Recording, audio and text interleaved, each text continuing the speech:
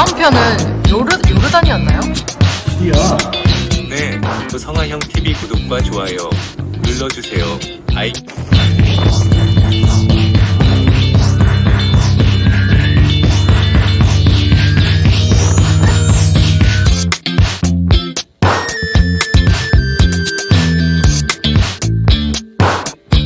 성화영TV 새로운 날이 밝았습니다. 성화영님 안녕하세요. 네, 안녕하세요.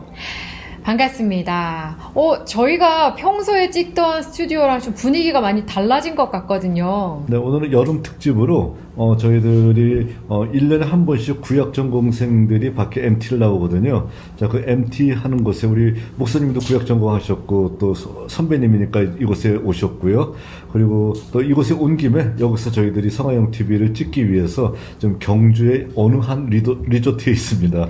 네, 새로운 환경에서 찍으려니까 좀 다른 면들도 있는데요. 오늘 또 성화영TV 집중해서 해야 될 이유가 있습니다. 저희가 길고 긴 이스라엘 여정을 드디어 끝마치고 네네. 시리아에 이제 입성하게 됐거든요. 박수 치잖아요. 네, 주변에 이제 방청객들도 많이 계셔가지고요. 이스라엘 일정은 성지순례의 백미라고 할 수 있잖아요. 제일 중요한 어떤 장소인데 그 장소를 저희들이 거의 3년 정도 했던 것 같아요. 아주 긴 시간 동안 저희들이 인내를 가지고 이스라엘 지역 전체를 다 했고요.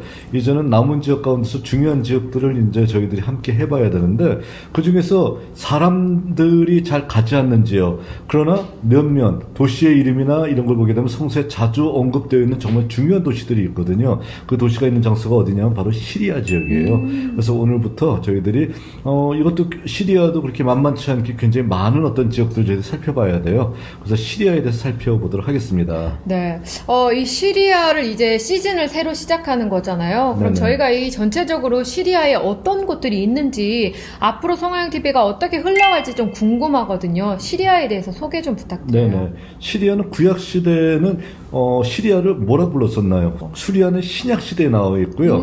구약에는 아람이라고 불렀었었죠. 아, 그렇죠. 아람 땅, 아람 장군 나하만, 이런 식으로요. 그러니까 이스라엘과 바로 옆에 붙어 있으면서 굉장히 이스라엘과 밀접한 관계에 있고 또 군사력을 봤었을 때 아람의 군사력이 이스라엘의 군사력을 항상 압도할 때가 많이 있었어요. 자, 그러니까 바로 이 시리아와 그리고 이스라엘의 관계는 항상 뭐라고 해야 하냐면은 애증의 관계라고 하나요? 서로 가까워야 되는데도 이웃끼리 가깝기가 쉽지 않아요. 자, 그래가지고서 이스라엘을 굉장히 괴롭혔던 나라 중에 하나가 시리아이다라고 얘기할 수 있습니다.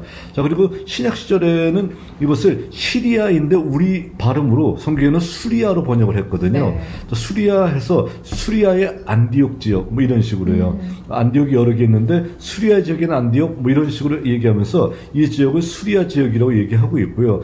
또 특별히 누구와 많이 관련이 되어 있냐면 사도 바울과 많이 관련이 되어 있어요. 네. 그래서 시리아 지역을 가보게 되면 어떤 면에서는 이스라엘 지역보다 더 많은 사도 바울과 관련된 유적들이 남아있다라고 이제 볼 수 있다는 것이죠. 네. 그러면 성경 이제 구약과 신약에 나온 시리아에 대해서 설명해 주셨는데 지금 현재 시리아는 어떤지도 궁금해요. 자, 현재 시리아는 면적을 봤었을 때 18만 5천 평방킬로미터예요. 그러니까 우리나라 남북한을 합친 것이 22만 평방킬로미터, 남한은 10만 평방킬로잖아요. 남한보다는 크고요. 그리고 남북한을 합친 것보다는 조금 적은 어떤 면적을 가지고 있습니다. 근데 시리아는요, 예전에 구소련과 굉장히 긴밀한 관계에 있었어요. 그리고 구소련이 이 시리아를 전폭적으로 지원하면서 무기도 굉장히 많이 갖다 줬기 때문에 60년대에서 70년대 초까지는 시리아가 한마디로 약간 거짓말 좀 보태서 세계 4위의 군사력을 가지고 있다 할 정도로 정말 막강한 어떤 군사력을 가지고 있었던 것이 시리아 지역이었었습니다. 그런데 그때까지예요. 그때 있었었던 모든 구소련의 어떤 군사력, 이거를 현재까지도 그대로 50년 지난 다음에 가지고 있는 거예요. 그러니까 군사를 봤었을 때 탱크도 평균 60년 이상 환갑 넘은 어떤 때 그 비행기도 마찬가지. 그러니까 그런 군사력을 가지고 뭐 첨단 무기를 가지고 있는 이스라엘과 대응을 하려고 하니까 잘 안 되겠지 이제는요. 또 이 주변에 어떤 그런 그 정치적인 어떤 혼란도 굉장히 있기 때문에 시리아가 예전만큼 그렇게 강력한 나라는 아니었었다라고 얘기할 수 있고요. 인구는 대략적으로 2,500만 명 정도. 그러니까 남한 인구의 절반 정도라고 얘기할 수 있습니다. 자, 그리고 주변을 봤었을 때 주변은 바다도 있긴 해요. 지중해 쪽으로 나가는 바다도 있는데 대부분이 육지에서 여러 나라들과 국경을 접하고 있습니다. 그러니까 튀르키예와 국경을 접하고 있고요. 레바논과 국경을 접하고 있고요. 그리고 또 이스라엘과도 국경을 접하고 있고요. 자, 그리고 이라크와 국경을 접하고 있고, 그리고 요르단과도 국경을 접하고 있고, 굉장히 여러 나라와 국경을 접하고 있기 때문에 국경을 여러 나라 접하고 있다는 것은 뭐냐면은 한마디로 얘기해서 거기를 방어하는 것이 쉽지는 않을 거겠죠. 그러니까 굉장히 국경을 방어하는데 골머리 썩고 있다라고 이제 얘기할 수 있습니다. 자, 근데 이스라엘이 가장 싫어하는 나라가 어딘지 아시나요? 시리아일까요? 이란과 시리아예요, 되게.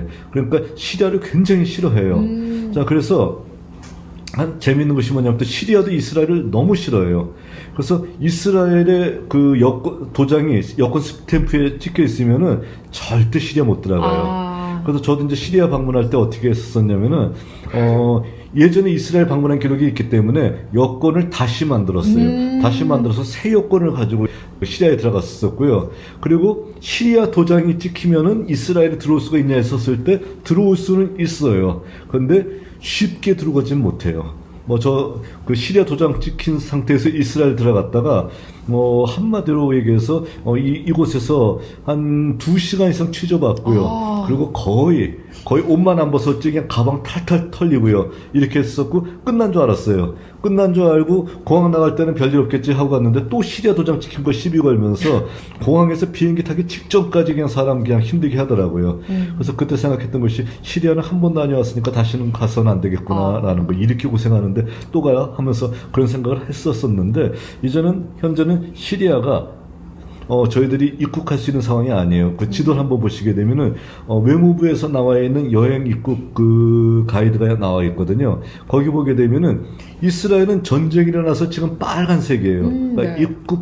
입국하면 안 된다라는 장소예요. 또, 그 안에 들어있다 하더라도 무조건 나오라고 하는 것이 그런 상태인데, 시리아 같은 경우는 시꺼매요, 지금요. 그러니까 지도에서 보듯이 시꺼멓기 때문에, 시꺼먼 것은 뭐냐면은, 들어가지도 말고 나오지도 말고, 있는 사람은 빨리 뛰쳐나오라라는 절대로 가서는 안 된 장소입니다. 그러니까 그런 정도로 지금 내전 상태가 계속되고 있기 때문에 시리아를 방문하기는 요즘은 어려워요. 그래서 예전에 제가 20년 전에 2006년도에 시리아를 갔다 왔었는데 그때 안 갔으면 어떻게 할 뻔했을까 할 정도로요. 그때 가길 정말 다행이다라고 생각을 하고 있죠, 지금은요. 네. 비록 가방은 탈탈 털렸지만 아주 귀중한 경험을 하고 오셨네요. 한 번 정도는 뭐 그런 경험해도 돼요. 괜찮아요. 네. 앞으로 아마 저희는 가기 힘들 것 같아서 네네. 이 성화영 TV를 통해서만 아마 시리아를 갈 수 있지 않나라는 생각이 듭니다. 자, 그러면 이 시리아 내에 기독교는 현재 어떤 상황인지 좀 궁금해요. 자, 시리아의 인구가 2,500만이라고 했잖아요.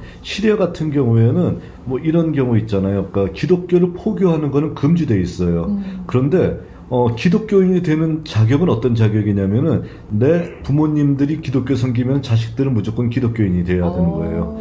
자, 그러니까 내가 선택하는 것이 아니라 바로 내 가족들이 내 대대로 그렇게 기독교를 섬기게 되면은 기독교인이 되는 거예요. 자, 그리고 만일에 배교를 하게 되면은 나 이거 옮기겠다라고 하기는 어떻게 될까요? 그렇게 되면은 이슬람으로 개종하는 거 어려워요. 그러나 이슬람 사람들이 또 기독교를 개종하는 것이 가능은 해요. 근데 기독교를 개종하게 되면은 공무원이 안 되고요. 온갖 그 사회에 어떤 그런 불이익을 당해야 되기 때문에 하기가 쉽지 않아요. 자, 그러니까 그런 상태이지만 그래도 10%에서 11% 정도가 기독교인이기 때문에 250만 명 정도가 기독교인이라고 얘기할 수 있습니다. 그러니까 적지 않은 숫자예요. 그리고 기독교 유족들도 잘 보존이 돼 있고 예배 드리는 것도 어느 정도 자유롭게 예배를 드리고 있습니다. 자, 그러니까 우리가 생각할 때 시리아 하게 되면 이슬람으로 가득 차 있고 기독교는 하나도 없을 거라고 생각을 했는데 가서 보게 되면은 기독교가 의외로 많이 있고 교회가 잘 운영되고 있다는 거예요. 그래서 거기에 한 번 더 깜짝 놀라게 되고 또 기독교 기독교인의 숫자가 또 생각보다 많이 있다는 것이죠. 근데 이 기독교인들은 어떤 교파일까요?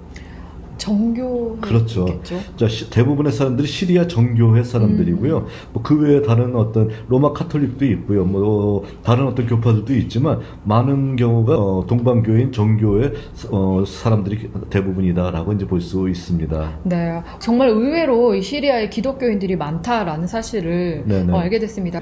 시리아가 하루빨리 그 내전의 모든 어떤 그 위험을 다 극복하고 또 이제 평화가 찾아들었으면 참 좋을 것 같아요.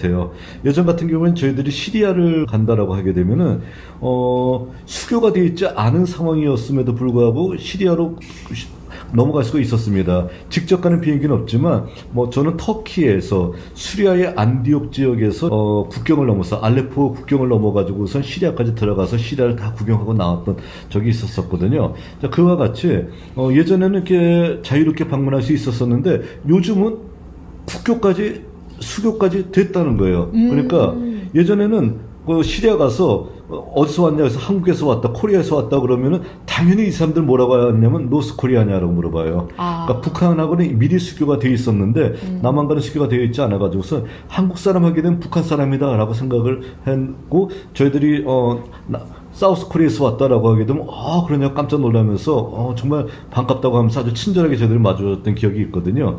그러니까 많은 어떤 유엔 수교 국가 가운데서 굉장히 재미있는 기록을 시리아가 가지고 있는 것이 유엔 수교 국가가 191개가 있어요. 191개 가운데서 저희들이 수교 못한 나라가 있을까요, 없을까요? 전에는 쿠바하고 안 했거든요. 근데 쿠바하고도 했어요. 그리고 마지막 하나 남은 데가 어디냐면 시리아예요. 근데 그 시리아와 우리가 바로 올해 25년 4월 달에 수교를 체결했어요. 그러니까 우리가 191개의 나라 가운데서 뭐 북한 빼놓고는 다 수교를 했어요. 북한은 저희들이 수교했은 나라는 아니잖아요. 자, 그러니까 그런 어떤 상황이 된 거예요. 그러니까 저희들이 모두 나라와 수교를 했음에도 불구하고 여기에 못 들어가는 가장 커다란 이유는 여기가 현재 내전 상태에 있기 때문에 그렇다는 것이죠. 그러면 이 성향TV를 보시는 분들이 가장 궁금하신 거는 시리아에 어떤 유적들이 있나요? 좀 물음표가 있을 것 같거든요. 참 복잡한 정치적 상황 때문에 내전 상태에 있고 여기 들어가기가 어렵지만 이 안에 어마어마한 기독교 유적이 있다는 겁니다. 뭐냐면은 사도 바울과 관련되어 있는 유적이 많다라는 거예요. 사도 바울이 예수를 만났던 장소가 어디예요? 다메섹 도상이라고 하잖아요. 다메섹으로 가는 그 도로에서 예수를 만났어요. 예수를 만났을 때 당연히 다메섹 도상은 어디 있을까요? 시리아에 있어요. 그 시리아에 사도 바울을 기념하는 교회도 있고요. 다메섹 도상에 사도 바울 관련된 유적이 있고요. 사도 바울이 다메섹에 와서 어땠나요? 아나니아한테 기도를 받고 그 눈에 있는 비늘을 떼내고 그리고 볼 수 있게 되었던 곳도 있었고요. 그곳에서 선교를 하다가 그를 죽이러 오는 사람들을 피해서 창문에서 내려서 도망갔던 장소도 바로 다메섹에 있었었잖아요. 그러니까 이런 어떤 장소들이 시리아에 그대로 남아 있다라는 것이에요. 그럼 구약 사본 가운데서요. 레닌그라드 사본보다 앞선 사본이면서 사람들이 굉장히 이스라엘 사람들이 이 사본을 얻기 위해서 굉장히 노력했던 사본이 하나 있습니다. 시리아에 있는 알레포 사본인데 당연히 그 알레포도 어디 있냐? 시리아에 있어요. 알레포 지역에도 십자군 당시 어떤 도성이 아주 있으면서 멋진 장소로서 남아 있습니다. 그리고 예수님 당시에 예수님은 어느 말을 쓰셨을까요? 아람어를. 그렇죠. 아람어를 쓰셨잖아요. 아람어를 주로 많이 사용하셨는데 그 아람어는 지금 죽은 언어가 돼서 아람어를 사용하는 데가 거의 없어요. 그런데 시리아의 딱 한 군데 마을에서 아람어를 아직도 공식 언어로 사용하는 데가 있어요. 바로 마룰라라고 하는 장소이거든요. 그 마룰라에 가서 저희들이 거기는 수도원과 그리고 아람어로서 주기도문을 외우는 어떤 거기 관리인들의 어떤 모습까지도 저희들이 함께 담아오기도 했었고요. 사도 바울이 신약이니까 구약으로 살펴보게 되면은 솔로몬이 사막의 항구로서 지었던 장소가 있습니다. 뭐냐면 다드몰이라고 하는 장소이거든요. 그 다드몰이 오늘날은 팔미라라고 하는 곳이에요. 사막의 항구, 그러니까 오아시스 항구 역할을 하는 장소이거든요. 그것도 바로 이 시리아에 있고요. 또 마리 유적 기억하시죠? 그러니까 마리 유적이 있는 것도 시리아 지역이고요. 그러니까 당연히 유프라테스 강이 흐르고 있는 장소도 어디냐면은 바로 이곳 시리아입니다.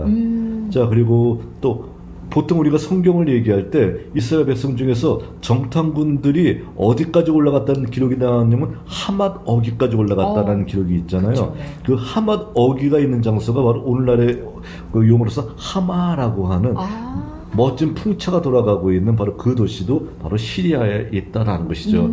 자, 그러니까 이런 시리아 지역들을 보게 되면은 멋진 장소가 한두 개도 아니고요. 또 그리고 또 하나 중요한 거 빼먹을 뻔했네요. 바알 신의 본산지가 어디냐면 우가리트예요. 네. 그 우가리트도 어디 있냐면 시리아에 있어요.